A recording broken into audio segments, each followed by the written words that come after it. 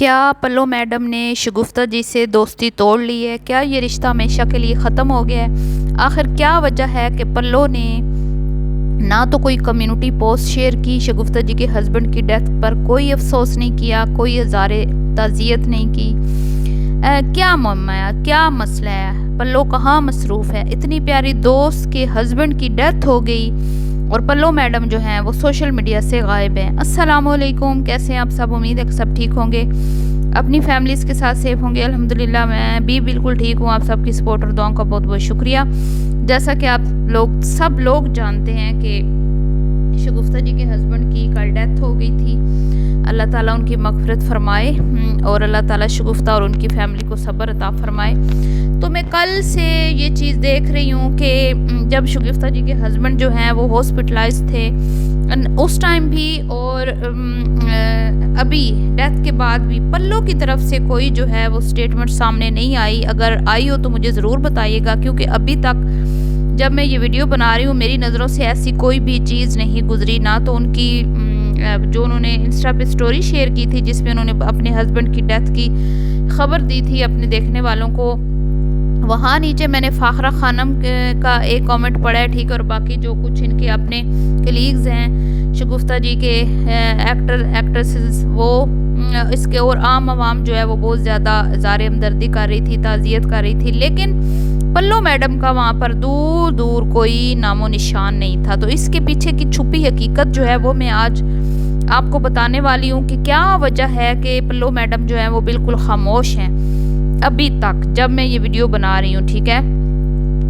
तो पल्लो मैडम जो हैं, आपको याद होगा कि शगुफ्ता जी जब दुबई गई थी तो उनके ऊपर बहुत ज़्यादा जो है वो उनको ट्रोलिंग का सामना था, बहुत ज़्यादा उनको तनकीद का निशाना बनाया गया था कि बीमार हस्बैंड को छोड़ के वो दुबई रवाना हो गई हैं, ठीक है। और उन्हें काफ़ी ज़्यादा जो है इस पर बातें सुनना पड़ी थी, जो कि उस मौके के हिसाब से देखा जाए तो नहायत ही गलत फ़ैसला था शगुफ्ता जी का। जहाँ इतना सब्र कर लिया था, थोड़े दिन और सब्र कर लेती और वो ट्रिप जो था या टूर था या कोई भी काम था उसको थोड़ी देर दिन के लिए जो है वो आगे उस टाइम चीज़ को लेके जाती, ठीक है। थोड़े दिनों के बाद रख लेती। हस्बैंड की इतनी क्रिटिकल कंडीशन में ना सिर्फ वो खुद चली गई, बेटियों को भी भेज दिया और शोहर को जो है वो अब पीछे जैसे भी आपको पता है उनकी केयर करने वाले तो बहुत ज़्यादा लोग थे, लेकिन अपनी फैमिली की अलग बात होती है। उस सिचुएशन के हिसाब से तो शगुफ्ता जी का नहायत ही वो गलत फैसला था और उस पर उन्हें काफ़ी तनकीद का सामना करना पड़ा, जो कि मेरे ख्याल में तनकीद करने वालों ने कोई गलत बात नहीं की थी, ठीक है। सिचुएशन के हिसाब से बात होती है और उस वक्त सूरत हाल ही ऐसी थी कि सबकी हमदर्दियाँ जो हैं वो सिद्दीकी साहब के साथ थी। शगुफ्ता जी के जो हस्बैंड हैं, तो एक बंदा कैंसर का मरीज़ है, तकलीफ़ में मुब्तला है, परेशान है, एक बीमारी से तवील अरसे से वो लड़ रहा है, जंग कर रहा है। और आपको पता है कि कैंसर का जो पेशेंट होता है वो कितनी तकलीफ़ में होता है। तो कोई अपना प्यारा और वो भी अपनी वाइफ आपको इस कंडीशन में छोड़ के चली जाए तो ज़ाहिर बात है फिर तकलीफ़ जो है पेशेंट की वो बढ़ जाती है। और उनके साथ भी यही हुआ था, उनकी तकलीफ़ भी जो है उसमें इजाफा हुआ था और उसके बाद फिर वो हॉस्पिटलाइज्ड हुए और फिर हॉस्पिटल से वो आपको पता है कि वक्तन फ़वक्तन जो है शगुफ्ता जी अपडेट देती रहीं। और लास्ट अपडेट जो उनकी आई थी कुछ दिन पहले, जो उन्होंने एनिवर्सरी भी का व्लॉग शेयर किया था, उसमें उन्होंने साफ लफ्ज़ों में बता दिया था कि उनकी कंडीशन कुछ अच्छी नहीं है। तो वो कंट्रोवर्सी जब चली उस दौरान एक वीडियो शगुफ्ता जी की आई थी और उन्होंने अपने देखने वालों के साथ जो है वो थोड़ा उनसे शिकायत जो है उन्होंने की कि भाई आप लोगों ने मुझे बहुत ज़्यादा तनकीद का निशाना बनाया और मैं अपने काम से दुबई गई थी। और उसमें उन्होंने बहुत सारी ऐसी बातें की जो उनको नहीं करनी चाहिए थी। मतलब मज़ीद उन्होंने जल्दी पे तेल डाला और हस्बैंड के हवाले से भी कुछ गैर मुनासिब बातें की और देखने वालों को भी खूब तनकीद का निशाना बनाया और उन्हें यहाँ तक कह दिया कि क़यामत के दिन उनको माफ़ नहीं करेंगी। मतलब कि इतने सख्त अल्फाज जो हैं वो इस्तेमाल किए गए थे शगुफ्ता जी की तरफ से। तो उस वीडियो के नीचे मौका मुनासिबत देखकर पल्लो जो है वो दौड़ी दौड़ी गई थी, क्योंकि उसको लग रहा था कि शायद शगुफ्ता जी जो हैं वो रिएक्शन वालों को जवाब दे रही हैं या रिएक्शन वालों के लिए वीडियो बना रही हैं, जबकि ऐसी कोई बात नहीं थी।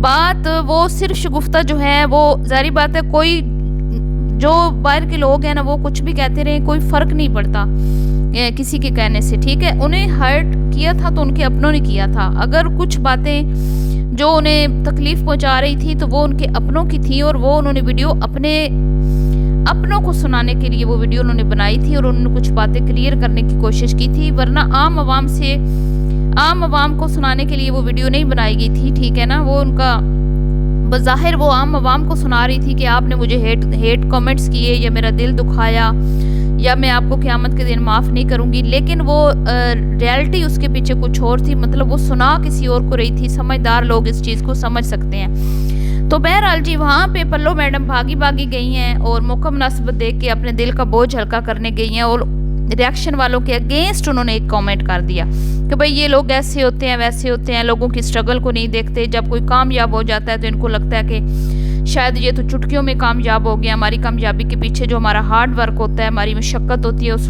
चीज़ को नहीं लोग देखते। तो बदकिस्मती से पल्लो जी का वहाँ पे जाना था, और पल्लो जी के जो हेटर्स थे वहाँ पर भी पहुँच गए।